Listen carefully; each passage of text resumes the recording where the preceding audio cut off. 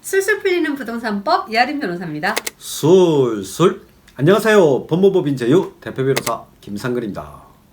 오늘은 그동안 우리 술술법에서 부동산법을 주로 했는데 오늘은 보이스피싱에 관여된 사람들이 이제 선처받거나 또는 무죄받은 경우도 있거든요.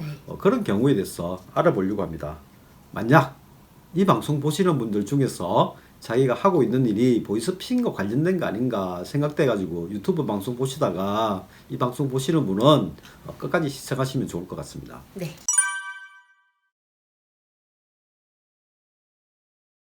이변님, 그 보이스피싱과 관련해서는 그 뉴스도 많이 나오고 공익 광고도 많고, 공익 광고도 많죠. 네. 공익 광고 보면 주로 뭐 어떤 전화 받으면 그 보이스피싱이니까 돈 보내지 계좌이체 마라. 그리고 뭐 돈 직접 주면 안 된다. 뭐 이런 내용이잖아요. 네네. 그 내용 아주 효과가 좋죠. 그래서 그렇습니다. 틀림없이 이제 뭐 많은 사람들이 이제 그 공익 광고나 뉴스 보고 보이스피싱 범죄 당하지 않았을 것 같은데요. 네.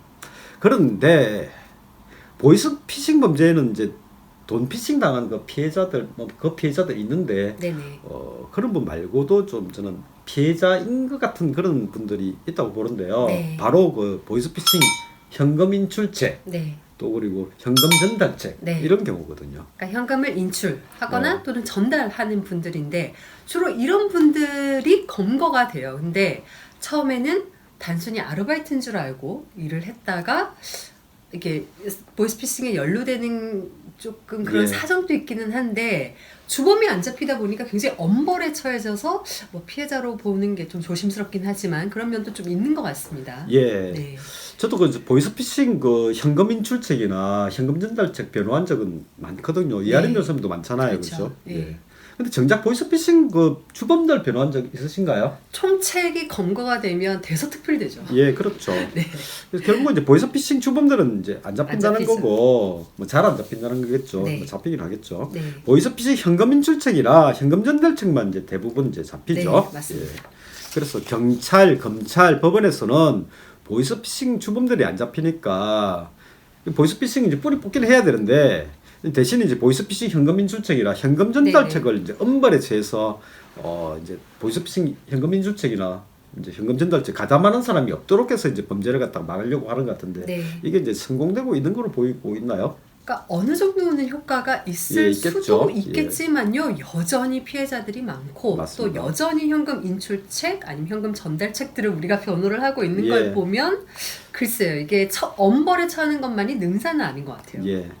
제 생각으로는 보이스피싱 당하지 않도록 공익 광고하는 것만큼 이제 보이스피싱 현금 인출책이나 현금 전달책 되지 않도록 하는 그런 공익 광고도 대대적으로 할 필요가 있는 것 같아요. 네, 맞습니다. 그래서 작년 10월 달에요. 그 대한변호사협회에서 학술대회를 열었는데 이 보이스피싱 현금 인출책 전달책 이런 말단 그 관여자를 엄벌에 처하는 것이 이건 그 주범들을 못 잡으니까 이게 그 범죄를 좀 이렇게 전가하는 거 아니냐라는 이야기도 좀 있었고요. 이게 보이스피싱 범죄를 근절하는 근원적인 대책도 되지 못한다라는 그런 이야기도 있었습니다. 예, 그런 발표 이제 많이 나오고 있는데, 네. 근데 뭐 당장은 이제 그 현금 인출책이나 현금 전달책을 엄벌에 처하는 그 형사 정책이 당장 바뀌지는 않을 것 같아요. 네네. 예. 그런데 최근에 그 제가 변호한 사건 중에서 보이스피싱 이제 관여한 사람인데 무죄 받은 사건도 하나 있었고, 굉장히 그다음에 드문 예. 케이스죠. 네. 그다음에 피해 변상 하나도 안 했는데 집행유예 선처받은 사건 있었거든요. 네네. 이 사건들 잘 참조하면 보이스피싱 관여한 사람이 무죄로 받거나 선처받을 수 있는 경우가 이제 있을 수 있을 것 같아요. 네. 그래서 우리가 이걸 준비했죠. 네, 그래서 저희가 이제 보이스피싱 현금 인출, 전달 뭐 이런 표현들을 쭉 말씀을 드렸는데요. 일단은 이 보이스피싱 조직들이 어떻게 구성되는지 한번 보셔야 될 것 같아요. 범죄 조직도라고 해서 지금 그 화면에 그림이 나가고 있을 텐데요. 총책이 있고 지금 여러 팀이 있습니다. 대출 사기팀, 수사기관 사칭팀, 그리고 대포통장 수집하는 팀, 그 다음에 개인정보를 캐내야 속일 수가 있으니까 개인정보 수집팀, 그리고 국내 조직에서는 현금 인출, 수거, 그리고 이 받은 현금을 국외로 보내기 위해서 환전하거나 송금하는 책들, 이런 식으로 아주 탄탄하게 지금 조직들이 짜여져 있습니다. 엄청난 조직이네요. 그렇죠. 근데 결국 국내에서 잡히는 사람들은요, 현금 인출, 수거 또는 환전 송금 그리고 통장을 빌려준 분들 이런 분들이거든요. 근데 이런 사람들을 실컷 잡아도 총책은 물론이거니와 그 위에 관리자들도 아무도 검거를 못해요. 왜? 본인들도 그 지시하는 사람이나 그 윗단계를 본 적도 없고 만난 적도 없기 때문입니다. 주로 이런 현금 인출책 등이요, 페이스북이나 아니면 뭐 정보지 신문 같은 걸 보고 고수익 알바라고 설명을 듣고 고수익 이렇게 네, 나오죠. 알바를 하는데요. 요즘에 이제 많이 나오는 게 이건 것 같아요. 저금리 대환 대출을 진행하는 업체다. 기존 대출금을 현금으로 상환을 하면 저금리로 더 많은 대출을 일으켜주는 업체인데, 당신들이 해야 되는 거는 직접 고객들을 만나가지고 현금으로 대출금을 받고 지정하는 계좌로 그걸 입금을 하면 된다. 이렇게 하는 거죠. 근데 이런 알바를 하시는 분들의 연령대가 굉장히 다양해요. 갓 수능을 보신 분들도 있고, 외국에서 유학을 하다가 뭐 방학을 이용해서 잠깐 국내 들어온 경우도 있고, 주부들도 있고요. 그리고 최근에 제가 한 사건에서는 교회 목사님도 계셨는데 연세도 있으셨고 이제 사회 경험도 있으신 분이세요. 근데 코로나 때문에 이제 당장 생활이 좀 힘들어지고 하시니까 벼룩시장을 보고 제2금융권의 뭐 대출 회수 업무다 라고 단기 알바라고 이제 생각을 하고 일을 시작을 하셨다고 합니다. 옛날에는 이제 그 광고 보고 네. 아르바이트 하는 분들이 연령이 많이 낮았거든요. 네네. 20대가 20대가 주로였는데 네. 저도 요즘 보면 나이 많은 아주머니도 계시고 그런 것 같아요. 굉장히 다양해진 것 같아요. 예, 맞습니다. 그래서 이분 말씀을 들어보면요, 코로나19 때문에 비대면 면접을 한다고 했고, 그 다음에 근무도 재택근무 방식으로 당분간은 진행된다고 했다고 해요. 그리고 고객들을 직접 만나서 대출금 현금으로 상환을 받고, 이제 고객들한테는 대출금이 완납됐다라고 보여줄 수 있는 서류도 만들어서 이제 줬다고 하는데, 그 서류도 정말 진짜 배기처럼 보일 정도로 전문적인 서류였다고 합니다. 심지어 이분이요, 직접 만난 그 피해자 중에 한 명이 이거 이상한 거 아니냐, 현금 주기 전에 당신 신분을 내가 좀 확인해야 되겠다, 신분증 좀 꺼내봐라 이러니까 이 사람이 순순히 신분증까지 보여주고, 이 현금을 이제 주는 사람이 그 신분증을 사진으로 촬영까지 하기도 했습니다. 그러니까 뭐 자기 신분증을 보여줬다면 그때까지만 해도 이분은 이제 자기가 범죄자인 줄 몰랐다는 전혀 거죠. 모르고 예. 있었다는 거죠. 그런데 법원은요, 이런 보이스피싱 현금 인출책들이 이를 지시하는 사람 또는 회사의 실체를 단 한 번도 직접 눈으로 본 적이 없는 너무너무 이례적인 상황이다. 그리고 뭐 업무 지시도 SNS나 이런 걸로 봤거든요. 그래서 정상적이지 않은 것을 충분히 알 수 있지 않냐. 그리고 굉장히 이게 기술이 필요 없는 단순 업무인 거에 비해서 약간 일당이 좀 높게 보여요. 높게 보이니까 좀 몰랐을 리 없을 것이다. 그것도 한 번에 그친 게 아니라 하루에 만나서 현금을 이제 수거하는 일들이 이제 빈번하게 며칠 동안 일어나는데 그걸 모를 수가 있냐 라고 해서 이제 알았다라고 판단하는 경우가 굉장히 많고요. 또 엄벌에 처하기도 하는데 초범이고, 또 범행을 인정한다, 그리고 주범도 아니다 하면 다른 경우에는 이제 집행유예를 선고를 충분히 받을 수도 있는 다른 상황인데, 일반적인 범죄는 그렇죠. 네. 예. 근데 보이스피싱은 안 그렇다는 거예요. 실형이 거의 선고가 되고, 그 피해 금액을 상당액을 이제 변제를 하지 않는 한은 거의 실형이 나오고 있습니다. 예. 아예 막 구속한 상태에서 그냥 수소를 하죠. 그렇죠. 예. 설명 아주 장황하게, 예. 장황하게. 구체적으로, 예. 감사합니다. 예. 네.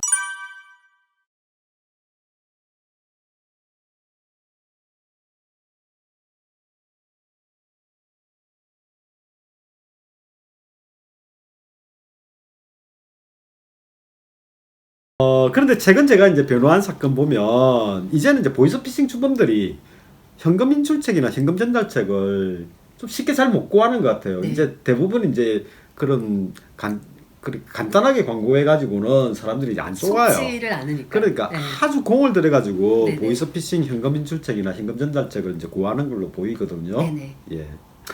그 제 사건을 보면 채팅 앱을 통해서 아주 순진한 여자분한테 이제 접근해요. 그리고 처음 이제 한 달 동안에는 뭐 알바나 뭐 이런 이야기 전혀 안 해요. 뭐 또 일 시키는 거는 전혀 이야기 안 해요. 근데 대신 이제 뭐 자기는 외국에 살고 있고 뭐 어떤 금융계통 회사에 다니고 있는데 중요한 일을 하고 있다. 그러면서 뭐 너는 뭐 하느냐 이러면서 이제 시작을 해요. 네. 그러면서 이제 전화도 하고요. 채팅이나 가끔 전화하면서 일상생활을 서로 이제 이야기하면서 그러면서 간간히 이제 자기 아파트 모양 쭉 보여주면서 자기 재산 과시하고 그리고 자기 하는 일도 과시하면서 그러면서 텀텀이 자기 뭐 바쁜 와중에 뭐 축구하러 간다 또는 뭐 수영하러 간다 이러면서 굉장히 성실한 사람 자기 관리 예. 잘하는 사람인 것처럼. 예, 그렇게 네. 보여집니다. 네. 그리고 또 한 방이 있어요. 한 방. 자기 사진은 물론 알겠죠. 잘생긴 남자 사진 딱 이렇게 보내주면서 자기라고 이제 딱 하는 거죠. 그럼 여자분이 이제 좀 호감이 이제 호감도가 싹 올라가요. 예. 그렇게 이제 시간이 쫙 지나가면서 또 이제 조금씩 이제 여자분 칭찬해요. 너 성실하게 참 잘 산다. 마음씨 착하다. 여태까지 만난 여자랑은 예, 좀 다른 것 맞습니다. 같다. 마음에 든다. 네. 이런 식으로 이제 시간이 한 달 동안 지나요. 네. 한 달 좀 지났어 이제 외국에 살다 보니까 나 너무 외롭다 이렇게 하면 이제 여자분 모성애가 이제 또 싹 이제 발동을 하겠죠. 네. 그리고 또 얼마 뒤 지나서 네가 마음에 든다 하면서 이제 사귀자. 내 몇 달 뒤에 이제 한국 들어갈 예정이다. 이렇게 하니까 너무 자연스럽잖아요. 너무. 그러니까 요즘 또 젊은 친구들이 이렇게 예. 앱으로만 많이 만나더라고요. 예, 요즘 네. 그 실제로 채팅 앱을 통해서 많이 사귀거든요. 네, 네, 네. 예. 그러니까 여자분도 너무 자연스러우니까 더군다나 자연스럽게 다가와가지고 마음에 든다 이렇게 해버리니까 사랑에 이제 빠져버리는 거죠. 그리고 나서 얼마 지나서 이제 또 뭐 일찍이는 그런 이야기 안 해요. 네. 자기 회사 한국 지사가 있다. 어. 근데 한국 지사 직원이 일을 그만둬서 좀 애로사항이 있다. 이렇게 이야기하다가 또 얼마 지나서 한국 지사 일이 돈을 취급하는 일이라서 믿을 만한 사람이 필요하다. 그러면서 너 보니까 굉장히 성실한 것 같고 믿을만 하던데 그 일 해주지 않겠느냐. 이렇게 하는 겁니다. 그러면 이제 그 여자분이 사랑하는 사람이 부탁하는 거죠. 그동안에 채팅하면서 통화하면서 보니까 이 사람이 외국 금융계통회사 일을 다니고 또 뭐 잘 살고 뭐 이러니까 그 시키는 일이 당연히 정상적인 예, 걸로. 그 금융계통회사의 네. 한국 지사 일이 정상적인 일이라고 이제 생각을 하게 되는 거죠. 그래서 이 여자분이 완벽하게 진짜 깜짝까지 속았어요. 그래서 네. 무려 20일 동안이나 보이스피싱 현금 전달책을 했습니다. 20일밖에 못한 거는 20일째 되는 날 바로 체포가 됐잖아요. 예, 그랬었죠. 네. 예. 이 여자분이 보이스피싱에 관여되는 줄 몰랐다는 거는 그 보이스피싱 주범하고 주고받은 문자 메시지 보면 알 수가 있거든요. 그쵸. 제가 문자 메시지를 갖다가 이렇게 하니까 이만큼 되더라고요. 종이로 네네. 뽑으니까요. 예. 그래서 저 무죄 받을 줄 알았는데 법원에서는 처음에는 몰랐다 할 수 있다 하더라도 20일 동안 보이스피싱 했으면 이거 어째 몰랐느냐 하고 징역 2년 6개월 땅땅땅 선고했어요. 1심 결과죠? 예, 1심 결과. 네. 2심도 나왔어요. 2심도 그대로 항소기 아, 앞에 그렇습니다. 예. 네. 그런데 이 여자분이 20일 동안 보이스피싱 현금 전달책 이제 할 때 보면요. 네. 보이스피싱 그 주범이 이 여자 딴 생각 못 하도록 하루 종일 그냥 다정하게. 달콤한 문자 메시지를 계속 보내요. 그러니까 이 여자분이 그 계속 문자 메시지 막 하면서 이렇게 그 일을 하는 거죠. 딴 생각을 거의 이제 못 하는 거죠.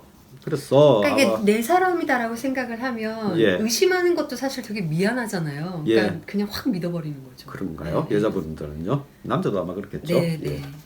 또 다른 경우 보면요. 보이스피싱 주범들이 자기들이 이제 그 대출 그 회사다 하면서 담보 실사 업무 그리고 대출금 수무 업무 아르바이트를 구한다. 이렇게 했거든요. 네. 광고 보신 분이 1억서까지 제출했어요. 예. 그리고 처음에는 담보 실사 업무, 예, 담보 실사 업무라고 하면서 이 사람을 뭐 대구에도 보내고 김해에도 보내고 막 각지에 보내면서 어떤 건물 사진 찍어서 보내라 하는 일만 시켰어요. 거의 한 20일 동안요.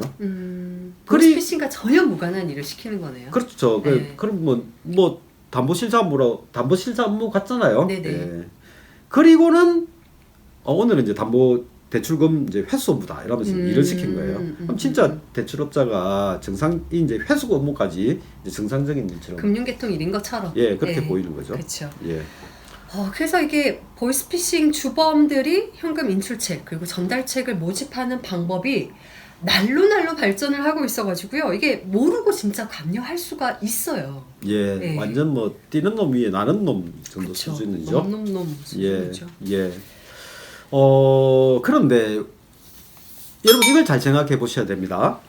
지금 쭉 사례를 보면 모를 수도 있다 이렇게 생각될 수 있죠, 그죠? 있죠. 그런데 특이한 게 있죠. 예, 대부분 사실은 관여한 사람들이 다 아르바이트로 생각하고 모르고 처음에 시작하는 건 맞는 것 같아요. 그런데 잘 생각해 보면요, 입금 받은 돈을 찾아준다. 그리고 돈 받은 일을 전달해 준다. 다 돈을 취급하는 일이잖아요. 그것도 현금을. 예, 현금을. 돈 취급하는 일인데 그 일 시키는 사람이 일 해줄 사람을 만나보지도 않고 일 맡긴다는 게 상식적인가요? 그렇네요. 돈이 적게는 뭐 몇백만 원, 많게는 천만 원, 몇천만 원이거든요. 여러분도 뭐 누구한테 돈 심부름 시키는데 몇백만 원, 몇천만 원 심부름 시키는데 그 사람 안 만나보고 일 시키겠나요? 배달 사고 날 수도 있는데. 예, 맞습니다. 그치, 예. 그렇네요. 정리를 해보면 내 통장 또는 어떤 통장에 입금된 돈을 찾아서 또는 누굴 만나서 돈을 받아서 전달하는 이런 일인데도 일을 시킨 사람과는 만난 적도 없고, 그 다음에 지시도 전화나 문자 메시지로만 받고 있다 하면 100% 보이스피싱 관련된 일입니다. 그렇습니다. 그래서 이 방송 보시는 분들 중에서 돈과 관련된 일을 하는데도 일 시킨 사람 만난 적 없다. 그러면 100% 보이스피싱. 보이스피싱에 관련되겠습니다. 그래서 이런 경우에는요, 방법이 있어요. 예, 맞습니다. 이 방법밖에 없습니다. 예, 바로 바로 경찰서에 가서 신고하시는 거예요. 내가 예. 하는 일이 뭔가 정상적이지 않은 것 같다 라고 이야기를 하는 겁니다. 혹시나 내가 관여를 됐다 하더라도 자수를 하게 되면 법에서는 무조건 감경을 하도록 되어 있거든요. 예, 맞습니다. 예, 그래서 무죄를 받으실 수도 있고 또 선처를 받으실 수 있기 때문에 이 방법이 유일한 방법이에요. 근데 내가 만약에 이상한 거에 관여된 것 같은데 가만히 있으면 모르지 않을까라고 생각할 수 있겠지만, 여러분들이 다닌 거의 모든 장소에 CCTV가 확보가 될 수 있기 때문에요. 거의 100%. 예, 피해당한 사람이 신고하면 네, 바로 잡히게 됩니다. 그렇죠. 왜 주범들이 여러분들한테 일을 시킬까? 예, 안 잡히려고, 자기가 안 잡히려고. 그렇죠. 자기가 드러나지 예. 않으려고 하는 거죠. 대신 이제 CCTV에 나타날 사람을 이제 구하는 거죠. 네. 예. 제가 최근에 또 이제 변호한 사건 중에 비트코인과 관련된 회사인데 거래 금액이 크니까 돈을 분산해야 된다. 그래서 돈을 네 계좌로 이제 송금해주면 현금을 인출해서 여러 군데 계좌 이체해주면 된다. 이렇게 해서 보이스피싱인지 모르고 한 사람이 있는데, 2번 정도 그 일을 하니까 일 시킨 사람이 일을 지시하던 텔레그램 대화방에서 쏙 나가버렸어요. 텔레그램을 많이 써요, 이분들이. 예, 네. 텔레그램이 특징이 뭐죠? 이게 한 명이 나가버리면 대화 기록이 안 남는 것 같더라고요. 기록이 아예 싹 사라져버리죠. 네, 그런 것 같더라고요. 예. 그래서 전화를 했는데 전화도 안 돼. 그래서 바로 이 사람은 경찰서에 가서 신고를 했어요. 잘하셨네요. 예. 네. 그래서 법원에서도 보이스피싱이 몰랐다고 이제 보인다. 판단을 해서 무죄로 네. 선고하셨어요. 네. 아주 잘 됐어요. 예. 그래서 이상한 생각이 든다 하면 바로 이상한 거에 지금 뭔가가 일어나고 있는 것 같다라는 내용으로 경찰에 가시면 되는 거예요. 근데 간혹 이상하다 느낌을 받았어요. 예. 그러니까 자기한테 일 시킨 사람한테 물어보는 거예요. 혹시 이거 불법적인 일 아닌가요? 라고 얘기를 하면 그런 사람들은 그런 거에 대해서도 어떻게 답변을 해서 안심을 시킬지에 대해서도 이미 매뉴얼이 있고 준비가 돼 있는 사람들이기 때문에 엄청 설득 가능하게 이야기를 해요. 아무도 주범들이 네 맞습니다, 보이스피싱인 거 이제 하셨군요 라고 하지 않거든요. 근데 요거를 물어봤고 본인이 안심을 했다라는 거를 나중에 수사기관에 내가 의심을 하긴 했는데 이렇게 나를 안심시켰어요. 그래서 나는 진짜 몰랐어요 라고 이야기를 하고 싶겠지만 오히려 이걸 역으로 읽힐 수도 있습니다. 그러니까 이렇게 물어봤다는 거는 뭔가 정상적인 일이 아닐 수도 있겠다. 보이스피싱일지도 모르겠다라는 걸 알 수 있었을 거라고 봐서 미필적 고의를 인정하는 하나의 근거가 되기도 합니다. 그래서 뭔가 이상하다 하면 경찰서에 가셔서 제보를 하면 오히려 다른 피해자를 막아내는 그런 역할을 할 수도 있습니다. 예, 맞습니다. 빨리 신고해가지고 신고하면 그 다음 날에는 또 주범들이 또 다른 데서 사기 작업을 하고 있을 거 아니에요. 그쵸. 그 현장을 이제 제보를 받은 이제 경찰관하고 같이 가서 만약에 그걸 막는다면 제보자가 될 거고 공로자가 되겠죠, 아예. 그렇죠. 그래서 네. 이제 확실하게 이제 무죄를 받을 수 네, 있겠죠. 네, 네. 예. 그런데 이제 혹시 여러분들이 보이스피싱 주범들한테 뭐 이력서도 주고 최소한 이제 주민등록증을 사진 찍어서 보내거든요. 네네. 대부분 보면. 네. 그래서 내 인적사항을 다 안다. 그래서 혹시 뭐 보복하지 보복할까 봐. 않을까 네. 이렇게 이제 걱정하실 분이 있으실 수 있는데 절대 그렇지 않습니다. 그 보이스피싱 주범들은 자기가 드러나지 않도록 하기 위해서 이런 분들을 갖다가 현금 인출체, 그쵸. 뭐 전달책으로 그쵸. 뽑은 거거든요. 근데 자기 신분을 노출한다? 세를 갖다 노출할 일은 네. 절대 하지 않겠죠. 네. 그래서 보이스피싱 주범들이 여러분들한테 보복할 경우 그 가능성은 빵이라고 보시면 되겠습니다.